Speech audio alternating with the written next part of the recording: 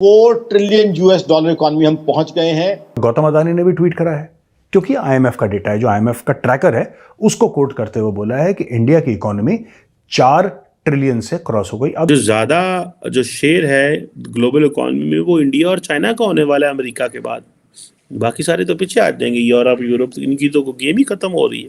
India की तरक्की का राज क्या है? इतनी तेजी से इंडिया की इकोनॉमी ग्रो कर रही है, समझते बालातर है। मैं तो कहता हूँ कि इंडिया हमें एक झटके में खरीद ले, हम लोग ऐसे हैं। इतना बड़ा इवेंट उन्होंने ऑर्गेनाइज किया वर्ल्ड कप का, और उसकी भी बड़ी डिटेल्स आई हैं कि कितना पैसा उससे भी बना है उनके यहाँ कई चीजों में, जो वर्ल्ड कप क्रिकेट से। और हमारे यहाँ तो कभी ऐसा इवेंट हो नहीं सकता। 75 साल 50 अब देखें हमारे साथ वाले मुल्क किधर चले गए। आप तो हिंदुस्तान के साथ कंपैरिजन करते भी शर्म नहीं कर सकते। कुछ बिलियंस का गैप रह गया है भारत की इकोनॉमी और जापान की इकोनॉमी के बीच में, और फिर और कम गैप रह गया है भारत की इकोनॉमी और जर्मनी की इकोनॉमी में। हिंदुस्तान को अब वक्त नहीं लगेगा थर्ड बिगेस्ट इकोनॉमी बनने में, बिकॉज जो फोर्थ और थर्ड बिगेस्ट इकोनॉमी है हमसे ज्यादा दूर नहीं है। इसी तरह इकोनॉमिक ग्रोथ इंडिया की रहेगी तो 2050 में इंडिया की इकोनॉमी पाकिस्तान से 40 गुना बड़ी होगी। $200 अरब की इंडिया और अमेरिका की ट्रेड है, तो वो क्यों ना इस एंगल से सोचे इंडिया के बारे में।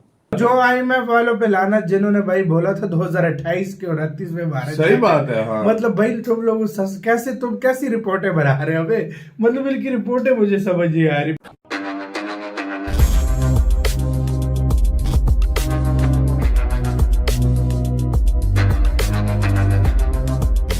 नमस्कार दोस्तों कल भारत ने वर्ल्ड कप का फाइनल हार गया था ऑस्ट्रेलिया से, जो कि हम सब लोगों के लिए काफ़ी बड़ी बुरी खबर थी।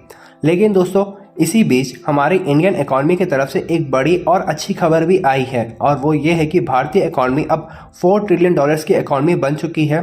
और दोस्तों आप सबको याद होगा, आज से कुछ महीने पहले ही भारतीय इकॉनमी $3.75 ट्रिलियन बन चुकी थी, और इसे ऑफिशियली भी कंफर्म कर दिया गया था। लेकिन दोस्तों अभी इस $4 ट्रिलियन की न्यूज़ को कंफर्म नहीं किया गया है हमारे गवर्नमेंट ऑफिशियल्स द्वारा, लेकिन आईएमएफ के फोरकास्ट रिपोर्ट में इस बात को कही गई है। और इसके बाद दोस्तों अब जापान और जर्मनी से भारत कुछ ही $बिलियन पीछे है, क्योंकि जापान और जर्मनी की जीडीपी भी अराउंड $4 ट्रिलियन ही है। और दोस्तों अब कुछ मीडिया रिपोर्ट्स ये भी कह रही हैं कि भारत 2024 के अंत तक थर्ड बिगेस्ट इकॉनमी भी बन जाएगा। जिस तरह से भारत ग्रो कर रहा है और जिस तरह से जापान और जर्मनी अपने जीडीपी में गिरावट दिखा रहे हैं। तो चलिए इसी पर आगे पाकिस्तानी मीडिया का रिएक्शन देखते हैं। लेकिन सर एक तरफ हम अगर इकोनॉमी की बात करें तो हम देखते हैं कि इंडिया की जो है वो $4 ट्रिलियन तक पहुंच गई है, जो आज एक न्यूज आई है। और हमारे यहाँ जो है वो महंगाई 42% तक पहुंच गई है। और साथ ही हमारे यहाँ कहा जा रहा है कि इस प्रोग्राम के जो आईएमएफ के प्रोग्राम में है, इसके बाद एक और प्रोग्राम में जाने की फुल तैयारी है। क्या करेंगे ये लोग? मुझे सख्त दुख हुआ है। आपकी फाइनेंस मिनिस्टर ने ये स्टेटमेंट दी है कि हमें मौका मिला तो एक और लोन लेंगे, और मैंने जब उनकी टैक्स रिटर्न देखी तो $2 अरब की टैक्स रिटर्न है आपकी फाइनेंस मिनिस्टर जो उनकी। लेकिन आरजू ये आपके पाकिस्तान के अंदर रहने वाले जितने शहरी हैं, हर एक के हाथ के अंदर स्मार्टफोन है और हर एक को पता है यही अलमिया है। बेचारे कर कुछ नहीं सकते, वोट डालते किसी को है, जाते किसी को है। अभी ये औपचारिक रूप से नहीं आई, फॉर्मल रूप से नहीं आई, फाइनेंस मिनिस्ट्री से नहीं आई, लेकिन ये खबर आई है और गौतम अदानी ने भी ट्वीट करा है, क्योंकि आईएमएफ का डेटा है, जो आईएमएफ का ट्रैकर है, उसको कोट करते हुए बोला है कि इंडिया की इकोनॉमी 4 ट्रिलियन से क्रॉस हो गई। अब ये बहुत कम गैप रह गया है, कुछ बिलियंस का गैप रह गया है भारत की इकोनॉमी और जापान की इकोनॉमी के बीच में, और फिर और कम गैप रह गया है भारत की इकोनॉमी और जर्मनी की इकोनॉमी में। यानी कि लोग ऐसा कह रहे हैं कि 2027-2028 तक इंडिया जो है अगले 5 साल में वर्ल्ड की थर्ड लार्जेस्ट इकोनॉमी बन जाएगा।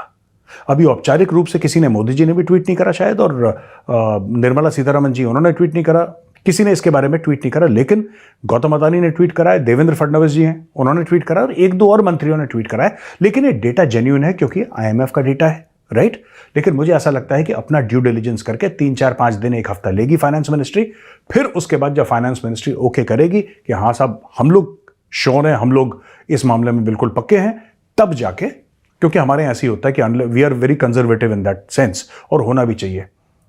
पाकिस्तान में तो पता लगा सबने ट्वीट कर दिया कि हम वर्ल्ड की टॉप इकोनॉमी बन गए, Pakistan is world's top economy. Pakistani कर देते हैं ऐसा। मैंने पाकिस्तानी एंकर्स के नाम नहीं लूंगा, बेचारा बड़ा शरीफ सा बंदा है, वो कह रहा है खड़े होके, मैं सिंध में खड़ा हूं और मेरे पैर के नीचे 250 अरब का कोयला है।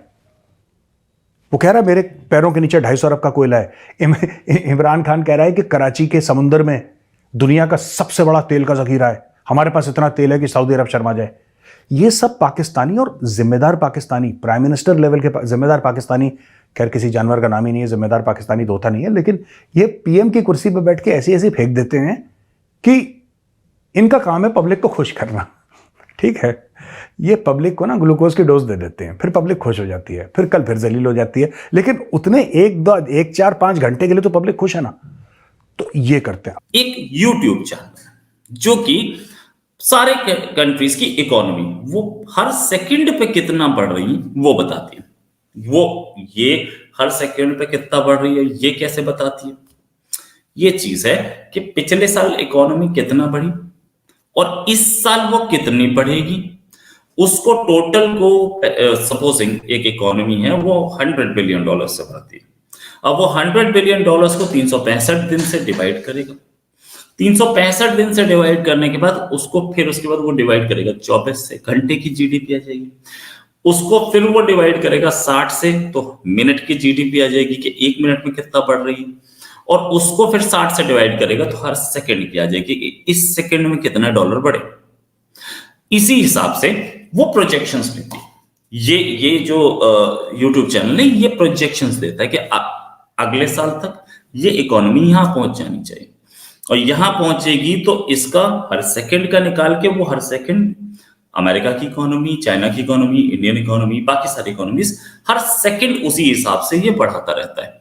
इसके पास एक्चुअल फिगर्स नहीं होती, नो डाउट अबाउट इट, कि हमारे शिप्स पे कितना सामान आ रहा है या हमारे पास से कितना सामान जा रहा है। एक्चुअल फिगर्स इसके पास नहीं होती और एक्चुअल फिगर्स को ये देखता भी नहीं है। हाँ, ये कुछ महीने में एडजस्टमेंट करते हैं और साल में तो 100% करते हैं जब सारी इकोनॉमीज अपना एक्चुअल फिगर्स दे देती है। तो ये मैं मानता हूं जिसके पास और भी काउंटर्स है।